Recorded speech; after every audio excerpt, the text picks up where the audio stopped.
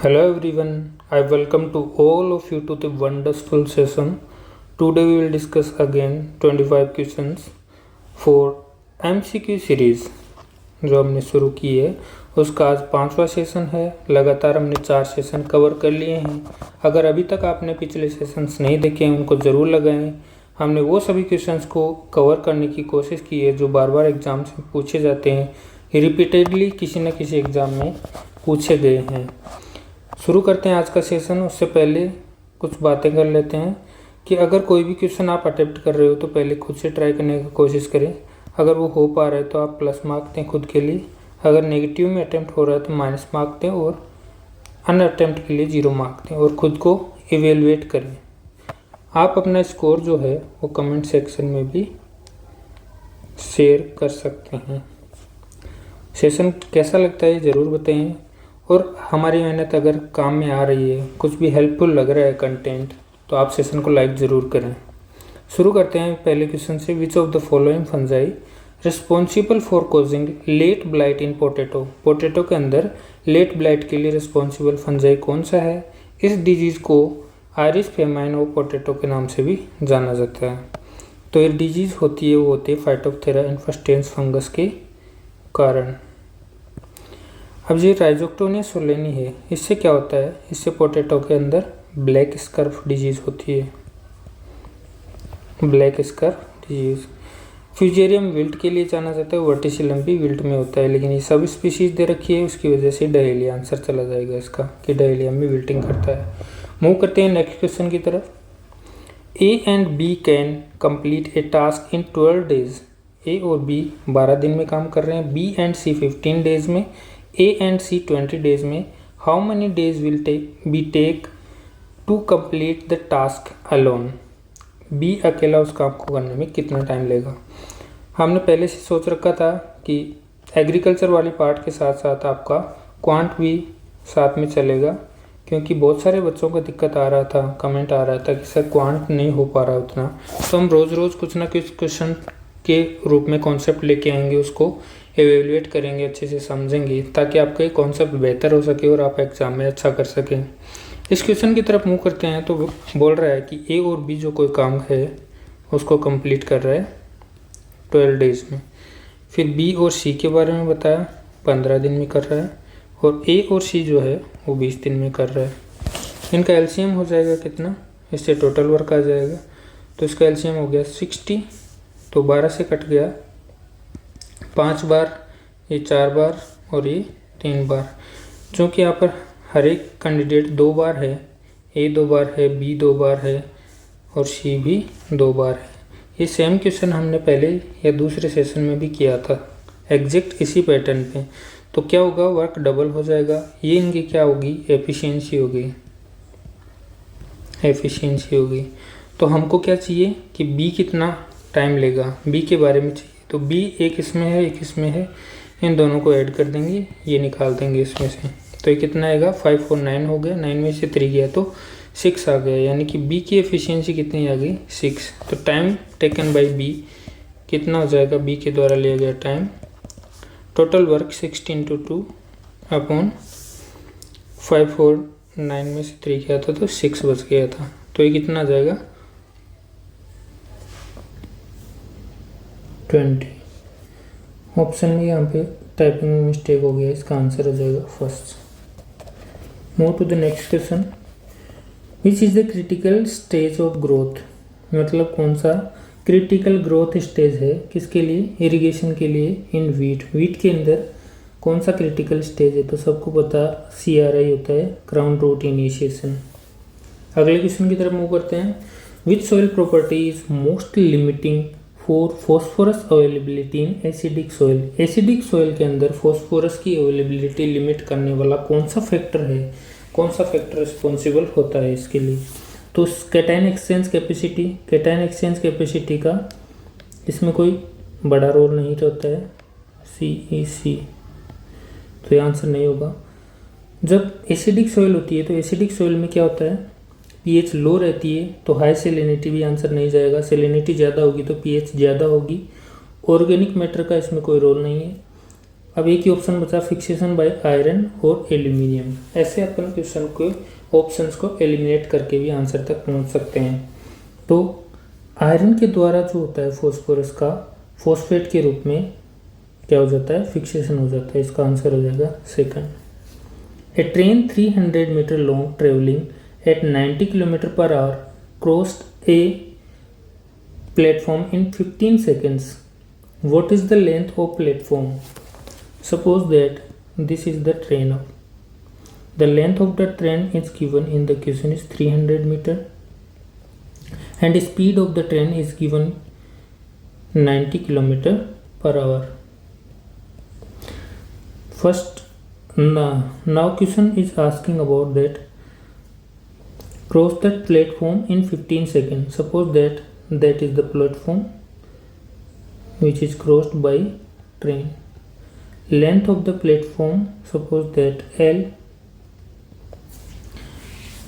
तो अब देखते हैं, सबसे पहले क्वेश्चन को सोल्व करने के लिए we have to convert this data in metre per second, because length हमारे को ट्रेन की दी हुई है मीटर में, तो ये भी हम मीटर में मान के चलेंगे। तो इसको हम पहले कन्वर्ट कर लेते हैं किलोमीटर पर आवर को मीटर पर सेकेंड में। तो 5/18 से मल्टीप्लाई कर देंगे तो ये कितना हो गया, 25 आ गया, 25 मीटर पर सेकेंड। अब देखते हैं कि डिस्टेंस कितने ट्रेवल करनी है, पूरी 300 प्लस L कितने टाइम में करनी है और कितनी स्पीड से करनी है। तो 25 मीटर पर सेकेंड है, 15 सेकेंड के अंदर करना है, क्योंकि डिस्टेंस इज इक्वल टू क्या होता है, वेलोसिटी इनटू टाइम। तो अब यहाँ से सॉल्व करेंगे इसको, 25 को 15 से मल्टीप्लाई करेंगे तो कितना हो जाएगा, 250 तो ये हो गया और 125 को इससे 5 से हो जाएगा, यानी कि 250 और 125 ये कितना हो जाएगा, 375 हो जाएगा। तो ये हो गया 375 और ये 300 प्लस L। यहाँ से इसको इधर ले जाएंगे तो L की वैल्यू कितनी आ जाएगी, 75। So third will be the correct answer. Next question, Which of the following is a key factor contributing to the development of sodic soil? Sodic soil के डेवलपमेंट में कौन सा की फैक्टर रोल प्ले करता है? तो सोडिक सॉइल के अंदर क्या होता है, पीएच ज़्यादा होती है, हाई पीएच होता है। हाई पीएच के लिए कौन से फैक्टर रिस्पॉन्सिबल होते हैं, वही कॉरस्पॉन्डिंग आंसर हो जाएगा। नाइट्रोजन फर्टिलाइजर का एक्सेसिव यूज होना, इससे कोई रोल नहीं है। हाई सोडियम एब्जॉर्प्शन रेशियो, जब सोडियम का एब्जॉर्प्शन ज़्यादा हो जाएगा तो इससे क्या होगा, सोडिक सॉइल जो होगी उसका डेवलपमेंट हो जाएगा, ये इसका की फैक्टर होता है। पोटास का भी कोई इतना कुछ नहीं है, ऑर्गेनिक कार्बन का भी नहीं है। इसका करेक्ट आंसर जो होगा वो सेकंड हो जाएगा। Which plant hormone primarily responsible for inducing parthenocarpy in fruits? Parthenocarpy यानी कि बिना निषेचन के फल की प्राप्ति, without fertilization getting the fruit. इसके लिए कौन सा प्लांट हार्मोन रिस्पॉन्सिबल है? ऑक्सिन नहीं है, साइटोकाइनिन नहीं है, इथाइलिन नहीं है, क्या हो जाएगा, जिब्रेलिन। ऑक्सिन होता है, वो होता है एपिकल डोमिनेंसी के लिए रिस्पॉन्सिबल होता है, एपिकल डोमिनेंस। क्योंकि ये क्वेश्चन बहुत बार एग्जाम में पूछा गया है, पता होना चाहिए। साइटोकाइनिन सेल डिवीजन में होता है, इथाइलिन जो होता है फ्रूट के पकने में बहुत रोल प्ले करता है। विच is the primary mode of action? Mode of action पूछा है किसका, इंसेक्टिसाइड का। कौन सा इंसेक्टिसाइड है, वह इमिडाक्लोरपिड। इमिडाक्लोरपिड का मोड ऑफ एक्शन क्या है? तो दो तरह का मोड ऑफ एक्शन होता है, एक होता है कॉन्टैक्ट, एक होता है सिस्टेमिक।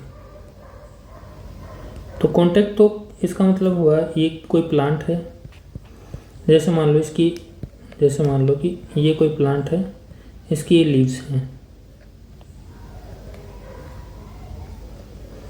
ऐसे कोई लीव्स हैं। जैसे मान लो आपने यहाँ पर अपन देख रहे हैं, पहले हर्बिसाइड के रेफरेंस में देख रहे हैं। तो यहाँ पर कोई हर्बिसाइड डाला तो यहाँ पर सिर्फ यहीं पर आकर गिरा, बाकी की पत्तियों पर नहीं गिरा, तो इन पर कोई इफेक्ट नहीं आएगा। इसी पत्ती पर इफेक्ट आएगा जहाँ जहाँ पर कांटेक्ट हुआ है वहीं पर। सिस्टेमिक का मतलब ये होता है कि ये प्लांट है, अगर अब हमने कहीं भी इसी के रूट में डाल दिया जैसे, तो रूट से क्या होगा, इसके फिजियोलॉजिकल एक्टिविटीज़ में शामिल होकर जाइलम के द्वारा अपर पार्ट्स में दूसरे भाग में चला जाएगा, यानी कि ट्रांसलोकेट हो जाएगा, उसको कहते हैं सिस्टमिक। ऐसे ये इंसेक्ट के लिए लागू होता है। तो इमिडाक्लोपिड क्या होता है, सिस्टमिक इंसेक्टिसाइड होता है, सिस्टमिक होता है, systemic neonicotinoid affecting the nerve system को अफेक्ट करता है। आगे बढ़ते हैं। A sum of money amount, ये सेम क्वेश्चन हमने पिछली जो सेशन था इसमें प्रीवियस सेशन में किया था, सेशन नंबर 4 के अंदर। इस क्वेश्चन को सोल्व करके इसका आंसर आप कमेंट बॉक्स में ज़रूर बताएंगे। Which of the following is quantitative measure of soil fertility based on the availability of exchange cation? Exchange cation के हिसाब से कौन सा फैक्टर है जो सॉइल की फर्टिलिटी को मेजर करने में योगदान देता है? तो सी होता है,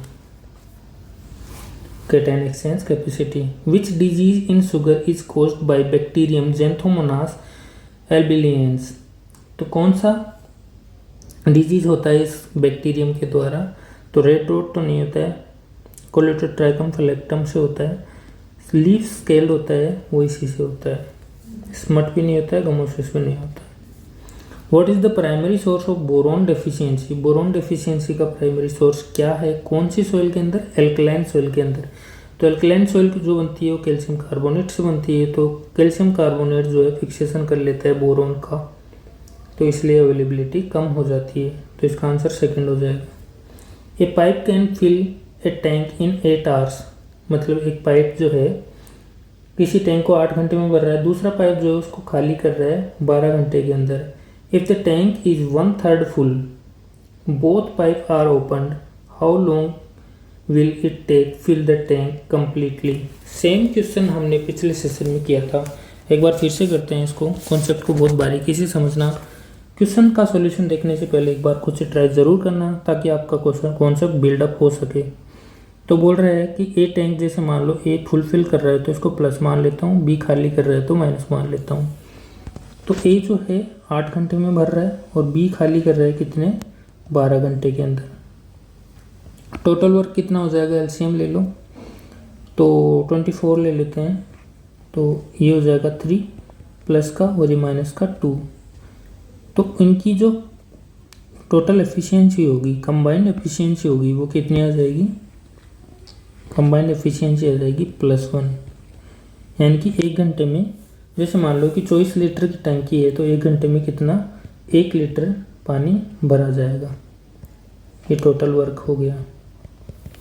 अब पूछा क्या है कि 1/3 पहले से भरी हुई है, तो 24, जैसे मान लो कि ये टंकी है, ये टैंक है अपना, जैसे कि ये टैंक हो गया। अब ये जो टैंक है 1/3 भरा हुआ है, 1/3, तो मतलब 24 का 1/3 कितना हो जाएगा, 24 × 1/3, तो ये कितना हो गया 8। यानी कि 8 लीटर पानी है जो पहले से भरा हुआ है, तो बचा कितना, 24 में से 8 निकाल दो तो 16 बच गया। मतलब कि अभी भी हमें 16 लीटर वाटर इसमें भरना बाकी है, 16। अब 16 लीटर कितने टाइम में कंप्लीट हो जाएगा, 1 घंटे में कितना हो पा रहा है, 1 लीटर, तो 16 के लिए 16 और चाहिए होंगे, लेकिन इसमें ऑप्शन में कहीं दिया हुआ नहीं है 16, शायद ये फिर से टाइपिंग एरर है इसमें। इसका आंसर जो होगा वो 16 आएगा, इसको 16 कर लेना। Next question, Which of the following is a critical factor in the formation of hard pan in agricultural soil? Agricultural soil के अंदर हार्ड पेन किसकी वजह से होता है? तो क्या होता है, एक्सेसिव टिलेज करते हैं सेम डेप्थ पर, तब हार्ड पेन की समस्या आती है। ऑर्गेनिक मैटर को मिलाएंगे तो पोरोसिटी बढ़ेगी तो हार्ड पेन कम होता है। ड्रिप इरिगेशन का ऐसा कोई खास रोल है नहीं, क्रॉप रोटेशन के कुछ मतलब नहीं। अब आप हमें कमेंट बॉक्स में एक क्वेश्चन का आंसर बताएंगे कि जो हार्ड पेन है उसको ब्रेक करने के लिए कौन से इम्प्लीमेंट का यूज़ किया जाता है। अगला क्वेश्चन है, which crop is most affected by the physiological disorder non blossom and wrote? Blossom and wrote कौन सी क्रॉप के अंदर फेमस डिजीज है या फिजियोलॉजिकल डिसऑर्डर है? तो टोमेटो के अंदर ब्लॉसम एंड रोट फेमस होता है। ये क्यों होता है, कैसे होता है? तो कैल्शियम की डेफिशिएंसी की वजह से होता है। अगला क्वेश्चन है, which is the recommended nitrogen application rate for hybrid maize under irrigated condition in India? ये आपके लिए होमवर्क रहेगा। इस क्वेश्चन का आप आंसर कमेंट बॉक्स में बताएंगे कि कौन सा आंसर सही है इसमें से। Average weight of 10 person is 60 kg. If one person weighing 70 kg is replaced by another, the average becomes 59 kg. What is the weight of new person? यानी कि पहले 10 लोग थे, जैसे कि मान लो एक कमरा है, इसमें 10 लोग थे, इनका एवरेज कितना था? 60 था। अब क्या किया, इसमें से एक निकाल दिया और एक, यानी कि इसमें से एक को निकाल दिया और एक नया ऐड कर दिया। तो जब नया ऐड कर दिया तो क्या बोल रहा है कि इनका जो एवरेज वेट है वो कितना हो गया? 59। तो पूछ रहा है कि जो नया पर्सन ऐड किया है उसका वेट कितना होगा। सोल्व करते हैं इसको। तो 60 जो है 10% का था, तो 10 से टोटल इसका वेट कितना आ जाएगा?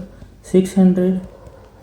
अब एक को निकाल दिया, इसका वेट कितना है बता रखा है क्वेश्चन में, 70 kg। तो इसका 70 था, तो बचे हुए 9 का कितना वेट हो जाएगा? बाकी के 9 पर्सन हैं उनका वेट कितना हो जाएगा? इसमें से 70 निकाल देंगे तो 530 हो जाएगा। 9% का वेट है ये, 530 हो गया। अब इसमें एक और ऐड कर दिया तो एवरेज फिर से कितना हो गया? 59 हो गया। तो 59 हो गया 10% का वेट एवरेज, तो टोटल 10% का टोटल वेट कितना हो जाएगा? 590 हो जाएगा। तो जो नया पर्सन ऐड किया है उसका कितना हो जाएगा? 60 हो जाएगा। 530 में 60 ऐड करेंगे तो 590 आ जाएगा। Third answer is the correct. Move to the next question. Which of the following is a key indicator of zinc deficiency? Zinc deficiency का इंडिकेटर क्या है राइस प्लांट के अंदर, राइस क्रॉप के अंदर? तो मार्जिनस स्क्रोचिंग पोटेशियम से होता है, वाइट लीफ ऑफ टिप्स नहीं होता, आयरन से होता है, और पर्पल वेंस ये फॉस्फोरस से होता है, ब्रोंजिंग ऑफ लीव्स ये आयरन की डेफिशिएंसी से हो जाता है, सॉरी जिंक की डेफिशिएंसी से होता है। तो इसका आंसर हो जाएगा bronzing of leaves. Which method is use to detect the presence of aflatoxin in groundnut kernel? Groundnut की कर्नेल्स होती हैं, एफ्लाटॉक्सिन की प्रेजेंस को देखने के लिए कौन सा मेथड यूज किया जाता है? तो इसके लिए किया जाता है थिन लेयर क्रोमेटोग्राफी। अगला क्वेश्चन है, which is the primary reason for the low efficiency of nitrogen fertilizer in flooded rice field? Rice field के अंदर नाइट्रोजन की एफिशिएंसी होती है वो कम होती है, क्यों होती है? 2 वजह होती हैं इसकी, डीनाइट्रिफिकेशन हो जाता है या फिर वोलेटिलाइजेशन होता है। मेन 2 कारण होते हैं, या तो डीनाइट्रिफिकेशन या फिर होता है वोलेटिलाइजेशन।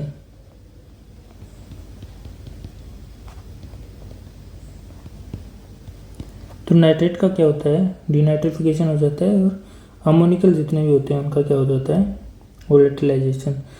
वैसे भी इस क्वेश्चन में सिर्फ एक ही ऑप्शन दिया हुआ था वोलेटिलाइजेशन का, बाकी ये तीनों इररिलेवेंट थे। विच of the following is a parasitic weed affecting mustard? Mustard को अफेक्ट करने वाला पैरासिटिक वीड कौन होता है? तो एकाइनोक्लोआ तो राइस के अंदर होता है, चिनोपोडियम वीट के अंदर होता है, फेलेरिस माइनर वीट के अंदर होता है, बचा ओरोबैंकी, इसको क्या कहते हैं? ब्रूम रेप भी कहते हैं, ये होता है मस्टर्ड के अंदर।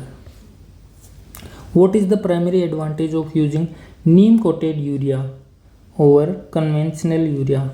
मतलब नीम कोटेड यूरिया का यूज़ करने का क्या फ़ायदा है, क्या बेनिफिट है या क्या एडवांटेज हो सकता है? तो एनहांस पोटेशियम टेक, पोटेशियम की कहाँ से बात आई? बिल्कुल गलत जवाब। इंक्रीज फॉस्फोरस अवेलेबिलिटी नहीं। Higher nitrogen content, nitrogen content high हो जाता है, बिल्कुल नहीं।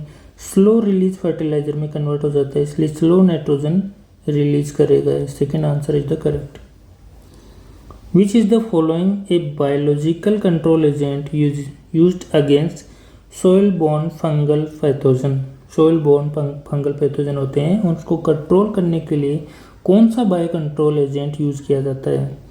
तो बेसिलस तुरेंजिसिस नहीं किया जाता है, ये भी नहीं होता है, बुवेरिया बेसियाना भी नहीं होता है, trichoderma विरिडे is the correct answer.